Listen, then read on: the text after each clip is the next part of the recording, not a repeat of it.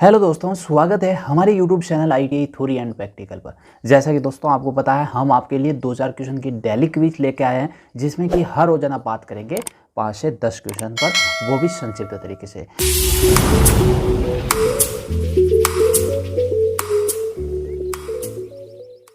तो दोस्तों चलते हैं उसी सीरीज में, अगले क्वेश्चन पे बात करते हैं, जिसमें दे रखा है संतुलन लोड से जुड़े 3 फेज वाले स्टार में न्यूट्रल में करंट होता है। यानी कि एक स्टार कनेक्शन है जो कि संतुलन अवस्था में, जिसके न्यूट्रल पॉइंट के अंदर करंट क्या होगी वो आपको बताना है। जैसा कि दोस्तों आपको बता दें, इसका राइट आंसर होगा ए, यानी कि 0।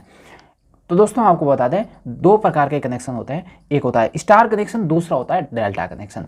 स्टार कनेक्शन से हमारे को न्यूट्रल पॉइंट मिलता है, लेकिन डेल्टा कनेक्शन से हमें न्यूट्रल पॉइंट नहीं मिलता है, ये भी आपको पता होना चाहिए। तो दोस्तों अगले क्वेश्चन पे बात करते हैं, जिसमें दे रखा है विद्युत परिपथ को अति तापन से किसके द्वारा बचाया जा सकता है। तो दोस्तों आपको बता दें, इसका राइट आंसर होगा सी, यानी कि फ्यूज का हम प्रयोग करते हैं। तो दोस्तों आपको पता होना चाहिए, यानी कि अगर किसी भी प्रकार के परिपथ या फिर मोटर सर्किट है, हमारे घर की वायरिंग वगैरह है, वहाँ पर अगर ओवरलोड की स्थिति हो जाए तो उससे सुरक्षा प्रदान करने के लिए हम फ्यूज एमसीबी का प्रयोग करते हैं। अगर हमारे किसी परिपथ के अंदर शॉर्ट सर्किट होगा या फिर उस परिपथ में से कंज्यूमर युक्ति जो हमने लगाई है वो करंट ज़्यादा लोड ले रही है, तो ज़्यादा लोड लेगी तो करंट का मान भी बढ़ेगा, और करंट का मान बढ़ने से जो इस परिपथ के अंदर वायर लगे हुए हैं वो हीट हो जाएंगे, गर्म हो जाएंगे, और गर्म होने के कारण शॉर्ट सर्किट की बहुत अधिक संभावना रहती है। और इससे प्रोटेक्शन के लिए हम करते हैं फ्यूज या फिर एमसीबी का प्रयोग करते हैं। और फ्यूज के अगर टाइप की बात करें तो एक कार्टिस फ्यूज होता है, किटकैट फ्यूज होता है, एसआरसी फ्यूज होता है, तो वो भी आपको पता होना चाहिए। और अब आधुनिक युग के अंदर हम फ्यूज का बहुत कम उपयोग करते हैं, लेकिन उसकी जगह एमसीबी का प्रयोग करते हैं। तो दोस्तों उसके बाद में अगले क्वेश्चन पे बात करते हैं, जिसमें दे रखा है कम्यूटेटर खंड को इंसुलेटर करने के लिए निम्न में से किस सामग्री का प्रयोग किया जाता है। यानी कि हमारे पास में एक कम्यूटेटर है, और कम्यूटेटर पे आपने देखे होंगे छोटे छोटे सेगमेंट होते हैं, और इन सेगमेंट के बीच में हम एक अचालक पदार्थ के रूप में कोई सामग्री उसमें यूज करते हैं। तो वो किस प्रकार की सामग्री होती है वो आपको बताना है। तो दोस्तों आपको बता दें, इसका राइट आंसर होगा ए, यानी कि अब्रक इंसुलेशन का प्रयोग करते हैं, यानी कि माइका इंसुलेशन का वहां पर प्रयोग किया जाता है। तो दोस्तों आपको बता दें, कम्यूटेटर का कार्य होता है एसी को डीसी में बदलना और डीसी को एसी में बदलना। और दोस्तों कम्यूटेटर हार्ड एंड कॉपर का बनाया जाता है, और छोटे छोटे जो सेगमेंट होता है उनके बीच में इंसुलेशन पदार्थ के रूप में हम अब्रक का प्रयोग करते हैं। और कम्यूटेटर के पीछे वाला भाग जो उभरा हुआ होता है उसको हम बोलते हैं राइजर, जहाँ पे आर्मेचर वाइंडिंग के सिरे सोल्डरिंग किए जाते हैं। तो दोस्तों ये भी आपको पता होना चाहिए। उसके बाद में दोस्तों अगले क्वेश्चन पे बात करते हैं, जिसमें दे रखा है एसी सर्किट में पूर्ण प्रतिरोध को कहा जाता है। यानी कि एसी सर्किट है उसके अंदर टोटल रेजिस्टेंस को हम क्या कहते हैं वो आपको बताना है। तो दोस्तों आपको बता दें, इसका राइट आंसर होगा डी, यानी कि प्रतिबाधा, जिसको बोलते हैं हम इम्पीडेंस। एसी सर्किट में पूर्ण प्रतिरोध को प्रतिबाधा यानी कि इम्पीडेंस, जिसको हम जेड से इंगित करते हैं, कहा जाता है।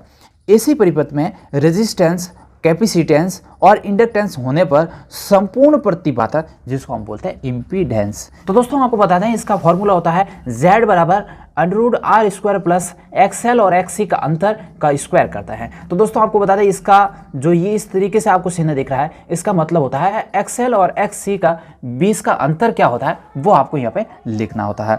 तो दोस्तों आपको बता दें कि यहाँ पे R इंगित कर रहा है प्रतिरोध यानी कि रेजिस्टेंस को, और XL यहाँ पे इंगित कर रहा है प्रेरक तत्व प्रतिघात को, जिसको हम मापते हैं ओम के अंदर, और XC यहाँ पे इंगित कर रहा है संधारित्र प्रतिघात को, जिसको हम ओम से इंगित करते हैं। ये भी आपको पता होना चाहिए। उसके बाद में दोस्तों अगले क्वेश्चन पे बात करते हैं, जिसमें दे रखा है सजावटी श्रृंखला प्रकाश अवस्था के लिए 220 वोल्टेज की सप्लाई के लिए 4 वोल्टेज के कितने लैंप जुड़ते हैं वो आपको बताना है। तो दोस्तों आपको बता दें, यहाँ पे इसका राइट आंसर हो जाएगा सी, और ये किस प्रकार से है वो आपको बताते हैं। तो दोस्तों आपको पता होगा, सीरीज सर्किट के अंदर आरोपित वोल्टता और वोल्टेज ड्रॉप दोनों क्या होता है बराबर, और यहाँ पे हमें आरोपित वोल्टेज दे रखा है 220 वोल्टेज, और वोल्टेज ड्रॉप कितना हो रहा है वो हम करेंगे उसके बराबर में।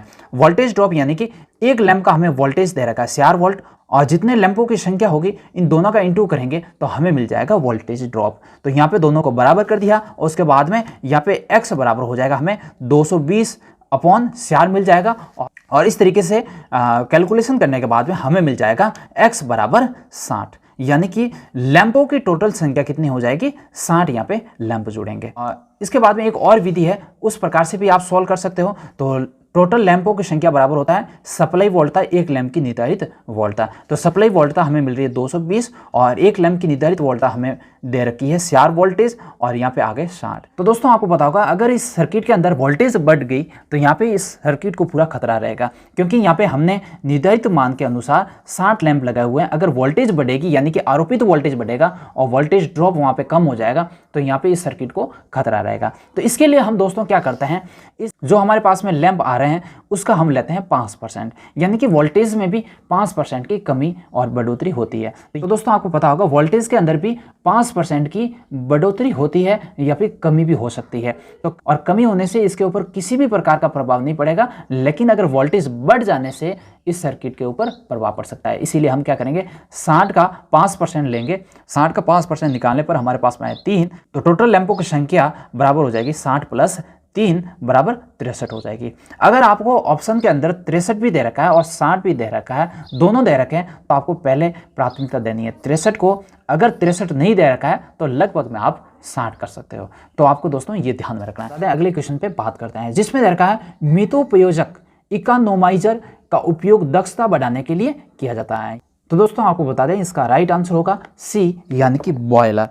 तो दोस्तों आपको बता दें मितोपयोजक का प्रयोग हम बॉयलर की दक्षता को बढ़ाने के लिए करते हैं और मितोपयोजक थर्मल पावर प्लांट में सहायक उपकरण होता है जो बॉयलर में गर्म पानी भेजने का कार्य करता है और इससे बॉयलर की दक्षता लगभग 6% से 10% तक अधिक बढ़ जाती है। ये आपको ध्यान में रखना है। उसके बाद में दोस्तों अगले क्वेश्चन पे बात करते हैं जिसमें दे रखा है पूरी अंतराल वाइंडिंग यानी कि कॉइल पिच वाइंडिंग में कॉइल अंतराल और पोल अंतराल के बीच क्या संबंध होता है वो आपको बताना है। तो दोस्तों आपको पता है मैंने आपको बताया था एक होती है शॉर्ट पिच वाइंडिंग और एक होती है फुल पिच वाइंडिंग। तो इसके बारे में मैंने आपको पूरी डिटेल से पिछली वीडियो में जानकारी दी थी। तो दोस्तों इसका राइट आंसर हो जाएगा ए यानी कि कॉइल अंतराल और पोल अंतराल दोनों बराबर होते हैं फुल पिच वाइंडिंग के अंतर्गत।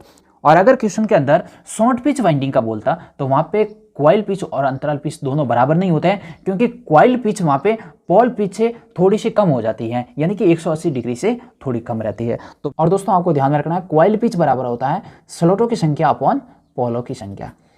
तो दोस्तों आज के लिए इतना ही, फिर मिलेंगे अगली क्विज के अंदर। और हाँ दोस्तों अगर आप हमारे YouTube चैनल पे नए हो तो चैनल को सब्सक्राइब करें और पास में दिख रहे बेल आइकन को प्रेस करें, जिससे कि हम जैसे ही नए वीडियो अपलोड करेंगे तो सबसे पहले आपके पास में नोटिफिकेशन आ जाएगी। जय हिंद जय भारत।